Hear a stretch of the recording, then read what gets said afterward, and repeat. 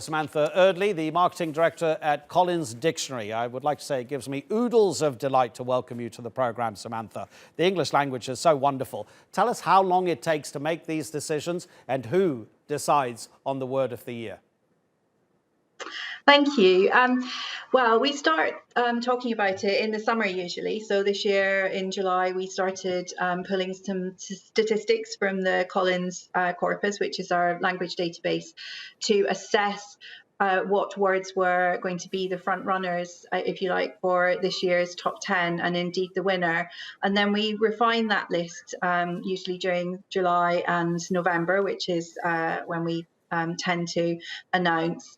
And as you said in your introduction, it's not always the word that has the most votes or the most uses, I should say. It's the often the word that we feel really reflects the experience of the year, what people remember about this year. And with lockdown, we felt that was an experience that pretty much has impacted globally. Not everybody, hopefully, will actually catch coronavirus, but we've all experienced lockdown in some shape or form. Yeah, I was looking at your list for 2013, and that had words that were slightly quirkier. There was twerking in 2013, phablet, which I think is phone and tablet, because I'd never heard of that one. And this year, it seems to be much more down to earth, you know, kind of illustrating what a difficult year it's been, because these are pretty standard words. Absolutely. I think one thing we often reflect on when we look at the list is how it does actually represent what's happened in the year. And this year's list is absolutely a more somber list, a more downbeat list. It's been a year of huge change and obviously great tragedy for many people. And I think that's it really comes through when you look at this short list.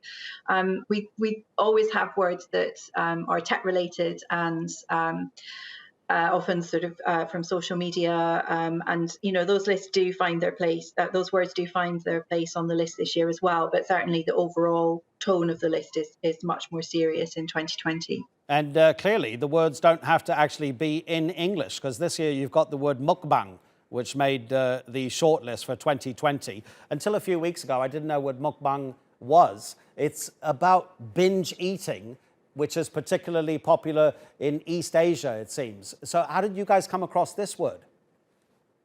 Well, it came through when we looked at the statistics, and it was a word that we'd seen used quite a bit on social media as well. Yes, mukbang refers to people using social media to broadcast eating huge amounts of food and then obviously engaging with the watchers. And it is a Korean word, and there are a number of other sort of Korean words that we have taken into English. Taekwondo would be one.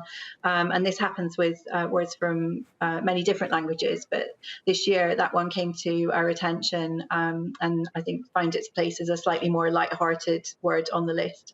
I mean, you have lexicographers and wordsmiths and experts working with you at Collins, obviously.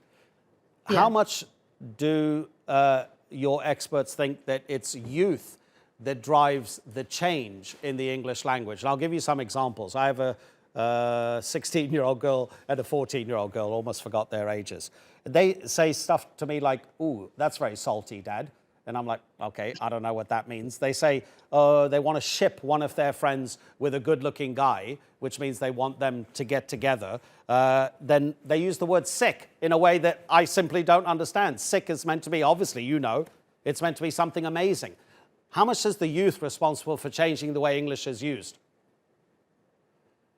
I think a lot of those words are now coming to the fore through people sharing them on social media, and obviously young people use social media a huge amount. I'm not trying to say it's only the young that do that, but I think there's probably a kind of willingness to play around with language that perhaps you find more in that age group than older demographics, because it certainly seems that often words are filtering upwards through the ages rather than sort of being imposed downwards. So it's an interesting trend. Samantha, thank you so much indeed. Really, really interesting. So the word of the year for 2020, according to Collins, is lockdown.